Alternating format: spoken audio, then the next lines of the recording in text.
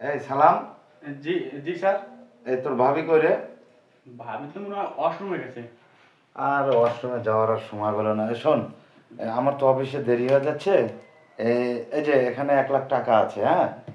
এই টাকাটা তোর ভাবিকে দিস, ঠিক আছে? আচ্ছা আচ্ছা ভাই, ঠিক আছে। ভাবি আসলে আমি দিয়ে দেবো নি। আচ্ছা, আর তোর ভাবি আসলে বলিস আমি অফিসে গেলাম। আচ্ছা ভাই, ঠিক আছে।